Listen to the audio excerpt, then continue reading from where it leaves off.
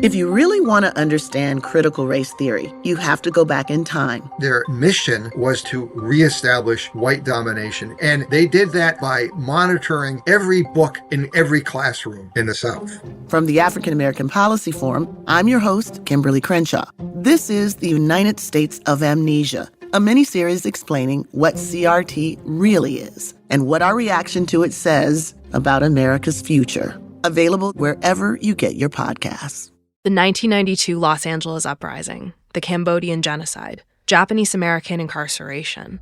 What you know isn't always the full story. Our new podcast, Inheriting, about Asian American and Pacific Islander families where the past is personal. Korean Americans, we call it 사이구. Did you ever realize when you were a child that you became an orphan? Camp was such a hard time. How do you think you got through it? Listen to Inheriting from LAist Studios and the NPR Network, wherever you get your podcasts.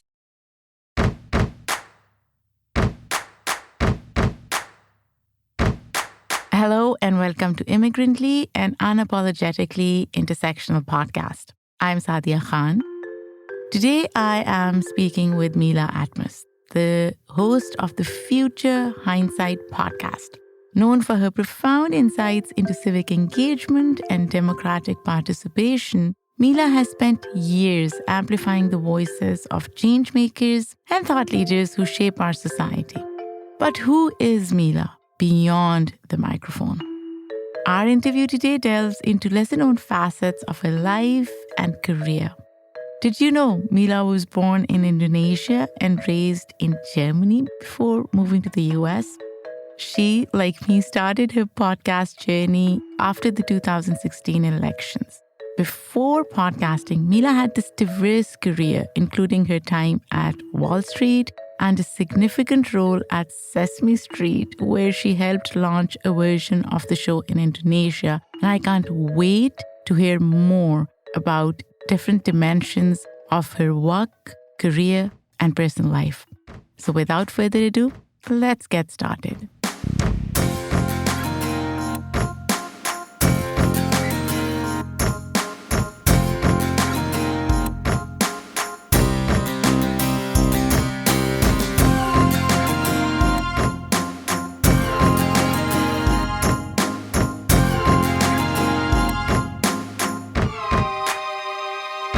Welcome to Immigrantly, Mila. How are you doing? I'm well, thank you. So you are not in New York right now. I'm not, yes. So where are you? I am on an island called Nantucket off the coast of Massachusetts. How's the weather? It is very foggy and very humid. It isn't really hot. It isn't really cold. It just feels like you are standing in a steam bath a little bit. It's similar here, I guess, in New York City. It reminds me of Lahore. Lahore is extremely humid and hot. Mm-hmm. I grew up in Pakistan. So it reminds me a bit of Lahore, but not as much, because in Lahore, the temperature can go as high as 120. Wow. I mean, New York is nowhere close to that. Mm-hmm. Mila, you were born in Indonesia and you grew up in Germany, right? Well, I grew up in Germany for part of my life. And so I was born in Indonesia. My parents are very young. So my father went to university in Germany, which is one of the reasons I grew up there. And then actually we moved back to Indonesia when I was 11. And so I do have experience of living in Indonesia. I'm from Jakarta. My family's from Jakarta, although ethnically we're not Betawi, which is a local native community. I'm really ethnically Javanese from Central Java. And so Jakarta is also very hot and very humid, not as hot as Lahore. But when I go home, when I step off the plane, it's like the humidity is like a wall. It just hits you and you're like, wow, it's so hot and humid. But Jakarta is not quite as hot as Singapore. But it is, I would say it's like 90 degrees all year round with a lot of humidity. Oh, so you don't get seasons. No seasons. It's on the equator. Basically, we have sunrise between 5:30 and 6 a.m. and the sun sets around 6 p.m. every day, all year round. Oh, wow. Mila, what brought you to the U.S.? So I came to the U.S. as an exchange student. I was picked by a family in a small rural community in Idaho, about 20 minutes from the Utah border. And I spent one academic year there, my 10th grade year. And it was such a positive experience. I decided to stay, and I ended up going to a boarding school in Connecticut after that. And then I ended up going to college. That must have been a big transition, right? Coming to Connecticut after Idaho. Oh, huge. I mean, I think the culture shock between Idaho and Connecticut is maybe more severe in a way than going from Jakarta to rural Idaho, because I had a little bit of a sense of what that would be like. I mean, not exactly, of course, but here's a perfect example of what it was like. When I first came to the US, I really didn't speak English the way that I do today. And I learned a lot of ways to speak American English in Idaho. And then when I went to Connecticut, I was asking a friend of mine, I said, hey, do you want some pop? Because that's what people say in Idaho. And so this girl, she was from Huntington, New York, and Long Island. She said, we don't say pop here. We say soda. And I said, excuse me. I'm so sorry. I am so ignorant. I did not know that on the East Coast, we don't say pop, we say soda. And I thought that was very interesting. Okay, so you did college in New York, and then you decided to stay in New York. Yes. Why? Well, for most of my life, I didn't think that I would stay. It just was going to be a temporary thing. So most of my friends who are Indonesian, they would come to the US and study, and then if they're lucky, get a job for a year or two and then go back to Indonesia. And I thought always that I would do that. And so I got a job, and I thought I would stay for a year or two in this job. And I ended up staying. And that was kind of, I don't want to say it was not on purpose, but that's not how I planned it. You know, it was a good job. I met somebody that I fell in love with, who's now my husband. And it's the kind of thing, like, I just didn't think it was going to turn out this way. What was your first job? My first job out of college, I was an assistant on a trading desk. And I worked for a small boutique Asian brokerage firm called W.I. Carr, which no longer exists. It was bought by Credit Agricole while I was still working at W.I. Carr. And it was really a wonderful experience. It's a small firm, so everybody was really friendly. And I don't know if you know much about trading desks. I don't. Yeah, they're very horizontal organizations. Huh. So the head of the desk sits with you. And so it's like an open plan, and everybody sits basically very close to each other. And, you know, this was in the 90s, so it's a long time ago. I think it's very different today, but the phones are ringing. It's very communal. I would say it's a little bit almost like being in a brotherhood when you come in there every day. We had a lot of fun. We laughed a lot. As an assistant, I was always getting lunch for everybody. And I did a lot of menial jobs like photocopying, answering telephones. It was a good time. I think this may be true for a lot of people when you look back of your time in your 20s. It all was, relatively easy, which is to say, I didn't have a lot of responsibilities except for showing up on time, answering the telephones, taking orders, running to get lunch, and being in community with the other people on the desk. And everybody just, was very different then. I think today, my understanding is that if you work on a trading desk, you will have studied finance. But when I was working on a trading desk, it was a different time. There were people who were philosophy majors, French majors, English literature majors, all sorts of people. And really what united us is that we were on a trading desk and we were trying to sell people to buy stocks or sell stocks. Always be closing, as they say, and get the order. So there was more cognitive diversity. Yes, 100%. So my boss was a philosophy major, and he would love to talk about everything under the sun. But yeah, people were very different. Really, people came from all walks of life on a trading desk. It was kind of a really egalitarian setup in a way that I think if you haven't worked on a trading desk, might sound really surprising. It does, because when I think of a trading desk, I think of this quintessential capitalist grind, right? All about, making money and long hours. I don't think about this communal setting and, having those strong connections and relationships. But Mila, from that, you went to public service. You pivoted. Why did you decide to do that?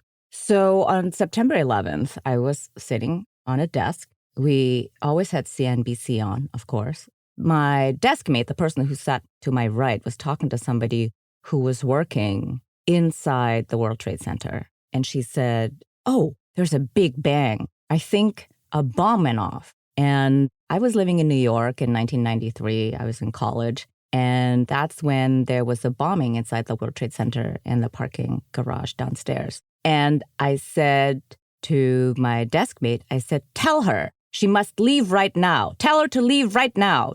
Don't stay. Just get out. And I think she left right away. And then on TV, suddenly we saw the footage of the planes flying into the World Trade Center. And obviously the market never opened that day, but it was the kind of thing. We saw this in real time. And I walked home that day. It was a very beautiful, sunny day. I walked home. I had really bad shoes on. I remember I got blisters. And I got home. I thought to myself, what am I doing here? Why am I doing this? This is in a way devoid of meaning. It's really just about making money. Although, of course, I had really wonderful community there. Like I said, I really enjoyed working on a trading desk, and I still have very strong friendships from that time. But I really thought working on a trading desk just doesn't matter. I need to be doing something else with my life. And my family in Indonesia is very committed to public service. So when I was growing up, they always said, what's most important in life is to serve your country. So, my grandparents were living through colonization and the independence movement, and they were very idealistic about serving. And so that was kind of something that I always grew up with. And I thought to myself, I need to be in public service. I don't need to be working on a trading desk. Talk to me about how you conceptualized your role in public service post 9/11, almost 23 years ago, versus how it shows up now. So 23 years ago, I was still an Indonesian citizen. And so I thought very deeply about how I could serve, because it had become clear to me that I would never return to Indonesia to live there. I had just gotten married in 2001, earlier in the year. And I thought, well, how am I going to do this? I don't really know. How can I serve? And who would I serve? Would I go back to Indonesia and serve in the foreign service, let's say, or would I become a citizen? Those were like all open questions, and I didn't really know what the answer was. And I decided to go to graduate school. I went to SIPA, the School of International and Public Affairs, and I thought I would find some answers there. Did you? In part, yes. So I also had a baby while I was at school, so that was also complicated. That complicated things. I think the answer that I got is I definitely want to be in public service, that I definitely wanted to do something that was about serving the public, even if that could be in a place that's not for the government. So actually, my first job out of SIPA was to work for Sesame Workshop. At the time, Sesame Workshop had just gotten a grant from USAID to start a local show, a Sesame Street in Indonesia. And they were looking for somebody who spoke fluent Indonesian, has a graduate degree, has experience writing curriculum, which I don't have. But I had something like 5 out of 7 things. It was willing to work part-time. And I was like, it's perfect. I have a baby. I can work part-time at Sesame. This is great. I interviewed for the job and I got the job. And that was really wonderful. And I learned a lot about how to get a TV show off the ground. I was really a junior member of that team because there are people who have done a lot of work doing international shows like in Latin America and in France. And it was also a really wonderful community, very, very different than a trading desk, very deliberate, lots of meetings. Like there are no trading desk meetings. But at Sesame Workshop, we had a lot of meetings. I was like, wow, there's another meeting. This is why. But I learned a lot. And we did a trip to Indonesia with the producer and then the person who ran the education department. So I was a researcher in the education department. And I helped my boss write a white paper about the needs of Indonesian children and what kind of hole they would fill in the market for Indonesian children's television. And it was really fascinating to go on this trip because we went to Jakarta and we walked through the slums, which I had never done before. And it was really eye-opening. One of the big takeaways for me is that so many people don't understand what nutritious meals are.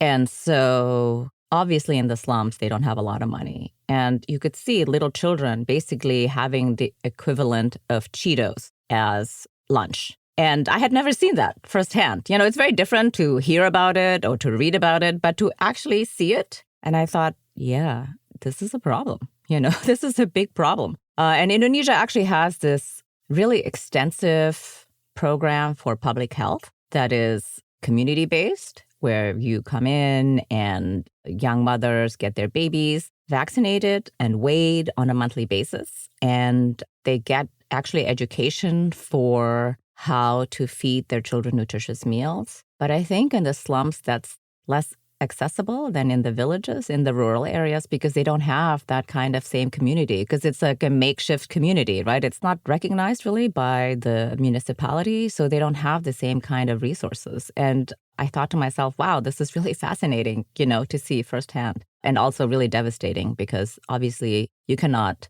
have a fully functioning brain if you're eating Cheetos for lunch and you're 3 years old. So that's where your public service journey started. Yes. So fast forward to 2016. And this is very interesting for me because my audio production, podcasting, content, whatever you call it, journey started around the same time, at least the concept of it. You decide to launch a podcast. Yes. How did that come about? So because I grew up in Germany, I go to Germany a lot. And after the 2016 election, obviously not everybody, but in my community, people were very upset. I was very, very upset. And I thought, the problem is that people don't have a real connection to civic action. And I feel like voting or even being interested in the way that politics works, that the government works, is so far removed from everyday life. And I thought, what ails Americans is that we don't have enough engagement. We're just so removed from each other. Like living in New York City, often you don't even know your neighbor, right? In most places outside of New York City, that's inconceivable that you don't know your neighbor. But in New York, it's very common. And of course, this is a broad generalization, but I felt like, we need to buy into what brings us together as Americans. And so I thought, I really want to write a book about civic engagement. And I had a friend who is a book agent. And so I told her this idea, and she said, this is a great idea. You should definitely write a book about civic engagement. And she said, by the way, if you publish it, it would take at least 2 years before it hits the bookshelves. And I thought, we don't have 2 years of time. Like, I want to have this conversation with Americans now. I don't want to wait 2 years. And so I thought, well, I don't know. So I said, well, okay, this is really good to know. Let me think about it over the summer. So this was, after the inauguration, this was in early 2017. And so that summer we went to Germany, my children and I, and we went on a walking tour about the rise and fall of Nazism in Munich. And it was really fascinating because the guide was not German. She was British. And she was telling us about how we have this idea that Hitler was really a monster and that Nazis were really monsters too. And I don't know why she said this, but she said, as it turns out, they're all humans just like us. And that essentially the norms changed over time. And something that was inconceivable and unacceptable 5 years prior became normalized and accepted. And I thought, this is so interesting. I had not thought about it like this, that this was sort of like a slippery slope kind of evolution of the German people who gradually all became Nazis. I mean, all is an overstatement, of course, but, everybody was compelled to be a Nazi in that time. So, like, you didn't really have a choice. At least complicit in the process, right? Right. They were like, well, we're going to just look the other way. We know something is happening, but we don't really know exactly what. And some people, of course, knew more than others. And so I thought to myself, this is so fascinating. And I thought to myself, well, this is very similar to what's happening in the US. Our norms are changing rapidly. And something that was not acceptable a year ago is acceptable today. And so I thought, I really don't have any time to waste. So that was the summer of 2017. And then I did my first interview in November of 2017. And then we launched our first episode in January of 2018 on the anniversary of the inauguration. And yeah, I think that first episode took me like 2 months to edit. It was a very, very steep learning curve. I just really didn't know what I was doing. But I remember it was a really great first episode, not in terms of the production, but in terms of the content. The person that I interviewed, Bernard Harcourt, who I've since had on a few more times, he said, there's this idea that there is this invisible hand like the market and that things will just get taken care of by themselves, that the marketplace will determine what's valid, what's not. And he goes, as it turns out, if you are not in the public sphere, somebody else is going to go in there and take over or dominate it, certainly, if your voice is not a part of it. And that's why you need to be engaged in your civic life and take civic action. Because if you're not making sure that your voice is a part of this process, then it will not be a part of this process.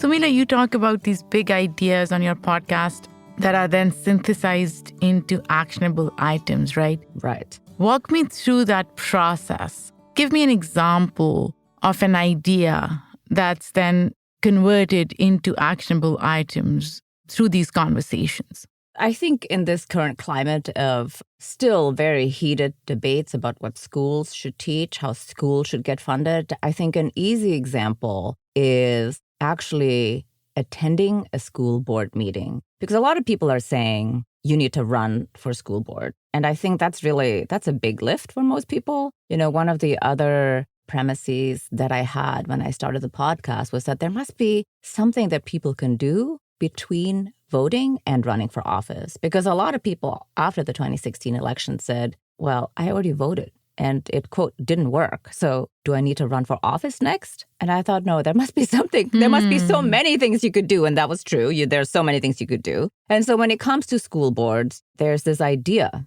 that Moms for Liberty are running roughshod over school boards or other outfits that are similar to Moms for Liberty, people who want to ban books or kick people off the board. And actually showing up and showing interest, that in and of itself is very powerful. Because a lot of these things happen essentially out of sight. If people show up and give testimony and say what they want to happen on the school board, I really think when a lot of people are there, it makes a huge impact. And I think there's normally when you show up to these meetings, or if you go to a town hall meeting, let's say if you're community board or whatever, there's a handful of people and it's always the same people asking the same questions. But imagine if you and two of your friends show up and mix it up. I think that is incredibly powerful. And you demand different things. And, you step up to the microphone and you talk about what's important to you. I like that idea, Mila. But for some, showing up or feeling that sense of belonging through civic participation is fraught with a history of othering. Mm-hmm. Some people even feel threatened. If they were to show up, would they be attacked? How would they be treated? There is this power dynamic that exists in the US. All of us know that, right? Mm-hmm. Whether it's racial, socioeconomic. So why should people partake in a process that may appear biased to them? And if they were to show up, to your example, at a school board meeting, how do they protect themselves? That's a good question. I don't know how you protect yourself. I would say bring a friend at the very least. And if you don't want to speak up, don't, But being present is hugely important because this affects your community. And if you don't know what's happening, then I don't know how you can take civic action. For sure, you need to start by being well informed. And if you don't want to speak up, it's okay. But then if you show up to the board meeting, let's say around election time, you know who the candidates are, then you can vote accordingly. And I think that's also important because also some of these elections have very sparse turnout. For example, the mayoral election in New York City, it's always on an off year. It's never on a presidential year, which I think is a really big problem. But there in New York City, notoriously, the turnout for mayoral elections is between 20 and 25%. It's tiny. So you don't have to be protected to go to the voting booth, but at the very least, vote in your local election. That is very important, and people don't connect the dots. They don't understand that the mayor holds so many of the cards when it comes to our everyday existence. I love to do an anecdotal sampling of taxi drivers, and always around election time, I ask them if they have voted. And I would say 9 out of 10 cab drivers will not have voted in the mayoral election. And some of them, though, are very proud to report that they have voted in the presidential election. And it's like, yes, that's great. Please continue to do that. But please also vote for mayor, because especially as a taxi driver, this affects you so directly in ways that I think they just don't comprehend. Have you had conversation with them about why they don't vote or why they've chosen not to? Yes. So that's always my next question, if they didn't vote. And I would say all of them say that all politicians are corrupt and that it just doesn't matter if they vote or not. And I think that's really terrible. But for sure, New York has a corrupt mayor. So I can't blame them for thinking that. So it's a kind of thing where I'm like, yes, it's true. There is a lot of corruption. But, if you don't vote, though, then it's not going to get better. So it's a little bit of, this circular reasoning. And it's really hard to break through. It's really, really hard. And I think when it comes to New York City, personally, I'm a fan of moving mayoral elections to the presidential cycle because presidential cycles, the turnout in New York City is something like 65%. So they might as well vote at the same time, for mayor.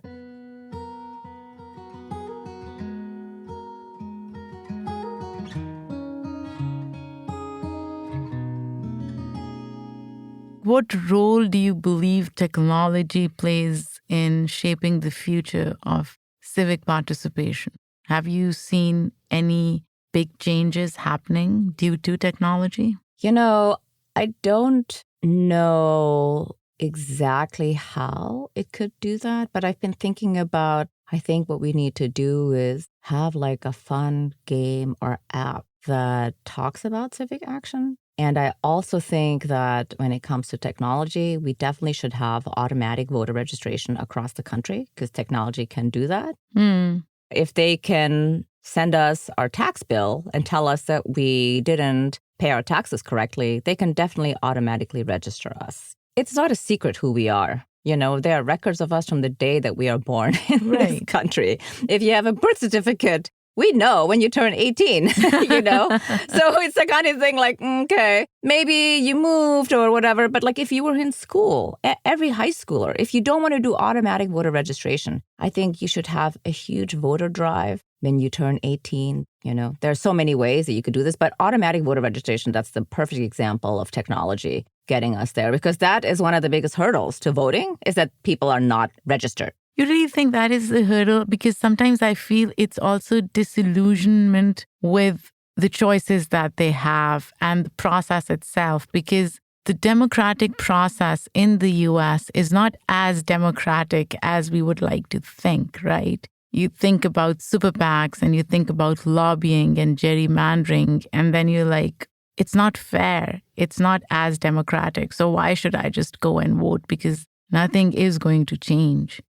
Yes, I hear that loud and clear. It's true, of course. Everything you're saying is true. Registration is not the only problem. I would actually think that the number one problem is voter apathy, to your point, that they're like, whatever. But I think voter apathy is not only because it feels like it's unfair and because politicians are corrupt or playing dirty with the process when it comes to gerrymandering or redistricting, but I think people's lives are really full and they can't pay attention to everything that's happening. I would say most people in the United States don't know what Project 2025 is. Can you talk a little bit about what Project 2025 is? So Project 2025 is a white Christian nationalism ideology that was written by the Heritage Foundation and is meant to be a blueprint for the first 180 days of any conservative president, whether that's Trump or not. And it includes things like, and this is very important to me as a family of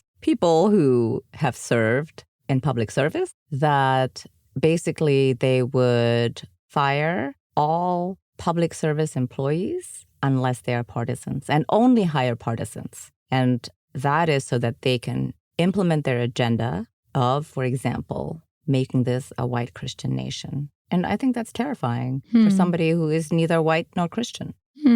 Why do you think people don't know about this as much? Why aren't we seeing it in the media? Why aren't we hearing about it from politicians? So I don't think that politicians who support this want people to know about it because it's so extreme and very radical. And the media, this is my personal opinion about the media, to be clear. So, I mean, I don't think that this is how the media would describe themselves. But, so the media is not interested in talking about it because it doesn't sell like bashing Biden for his performance. And I think there's also this idea that even if Trump is elected or any other conservative, I mean, I wouldn't call Trump conservative, but I think there is disbelief that this agenda will be implemented. Even now? Yeah, even now. I mean, after Supreme Court's immunity decision, that's surprising to me. That should be a huge red flag, right? It should be. But I really think that people are like, oh, it's not going to happen here. But it is happening here. It is it's happening already right happening here. Yes. But I think people still don't really take it in like that. I don't know what to tell you because, I have friends who voted for Trump and they just think it's going to be okay. They just think it's like, oh, this is just exaggeration. It's not going to happen. And you're like, I don't know why you think that, You're right. Look, listeners, do research on Project 2025. Educate yourselves. It's so, so, so important, right? Knowing what may happen, what is happening. Democracy is messy and systems and structures are fluid. They are not as strong as we think they are. But anyways, moving on. Mila, when you interview people on your podcast or when you have these conversations, given the polarized political climate, how do you maintain journalistic integrity, whatever form it comes in? Like, how do you make sure that, you're working within those certain parameters? Well, my number one lens is that I'm pro-democracy. And I don't really invite people on who are not pro-democracy. That is our lens. I like that. Yeah, and I just kind of feel like I'm not going to hide it, right? Like if somebody is going to spout about the big lie, then they're not pro-democracy. What can I say? If you could interview any historical figure about their views on modern democracy, who would it be? I think I would probably interview Malcolm X. Who taught you to hate your own kind? Who taught you to hate the race that you belong to? So much so that you don't want to be around each other. No, before you come asking Mr. Muhammad, does he teach hate? You should ask yourself who taught you to hate being what God gave you. I had read his autobiography a long time ago in college, and honestly, it's one of those things where as I'm rereading things, it's shocking how little I remember. So I reread it by audio book form this time with my younger son in the car 2 summers ago. And he said to me afterwards, wow, he predicted everything that was going to happen at the end of the book. Yes. And he also said, every American high schooler should read this book. And I thought, yes, in fact, you're right. Every American high schooler should read this book. And I just think he was so clear. It was really fascinating just how sharp his intellect was. Yes. And also, it gives you this real affirmation that going to college doesn't make you smarter. Right. I'm not saying that anybody ever really says that. But this idea that, like, if you don't go to college, your life is going to be lesser than other lives. And for sure, this is not true. We've seen college-educated, ignorant people. Yes. So, yes. Yeah, there you have it. What would you ask him, though? I would ask him 2 things. The first is, how do we get out of this mess? What would he say about that? And the second is, would you have predicted this outcome where we are today, in the year 2024? I would guess that maybe he would have maybe not exactly predicted where we are today, exactly who the players are and all this. But I think he would have predicted this kind of dysfunction. But, if he had been alive throughout all this time, he would probably have really, really good insight. Last summer, we also, my son and I, listened to the Slate podcast about Clarence Thomas. And Malcolm X is also an idol of Clarence Thomas's. Oh, wow. And so I did not expect that. Okay. You need to listen to the slow burn episodes about Clarence Thomas. I think it's only 8 episodes. It's pretty short. Anyway, after we listened to both, my son said, I wonder whether Malcolm X would be conservative today, like Clarence Thomas. And I thought, that's an interesting question. I don't really know. And then my son said, well, one thing is for sure, though. He may be conservative, but he would never be corrupt. Yes. Although I can't even imagine him being conservative the way we define conservatism today. Yes. When I think of Malcolm X, when I see his speeches, I think he would be this ultra-progressive, left-leaning. Again, how we define those terms today. I'm going to pivot a little, Mila. So you've talked about gratitude rituals, right? What are some of the things that you follow these days? Oh, I keep it very simple. It has to be really something that affects me in my daily life because I think it's really tangible. So it's a good meal, it's a nice walk, it's spending quality time with my children. So I do this with my kids at night, and we talk about what we're grateful for in the day. And it could be anything. It could be having a good laugh with a friend. It's really simple because I think, especially when you're talking about big ideas, it's really, really easy to lose track about what really matters. And I think what really matters is having a healthy life, having a good community, having loving relationships. Those kinds of things are really important. When you think about the legacy you want to leave behind through your work, what is the one impact or change you really hope to see as a result of all the work that you're doing right now? Well, this is like a really big dream, and I don't know if this will be achievable, but I'm really hoping that when we get through all of this in the end, that people will take civic action into consideration into their daily decision trees. When they read the newspaper, when they go to the grocery store, when they talk to a teacher, when they communicate with their children. I think it just needs to be infused in your daily lives in a way that you're thinking about your vitamins. And I'm hoping that we can do that as a people. In the end, if you were to define the United States of America in a word or a sentence, how would you do that? Ooh, that's a good question. It's a place that has a very large spectrum of divergent voices and interests. And in this moment, the year 2024, we're trying to figure out how we can live together and find a way to pursue, I think, this common dream of being American. Thank you so much, Mila. This was wonderful. Thank you for coming on Immigrantly. Thank you so much for having me. It was really a pleasure.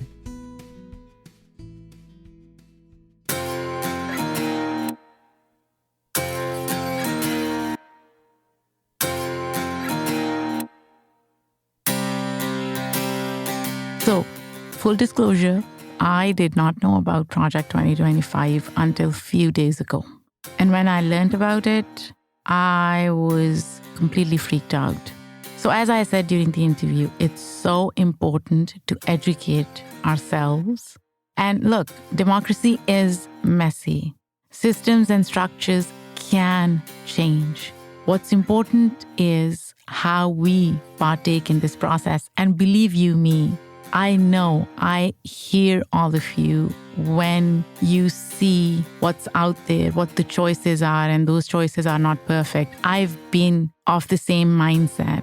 I don't see both choices as viable options. But you know what? There are ways to make sure that our voices are heard, to make sure that our future generations are safe.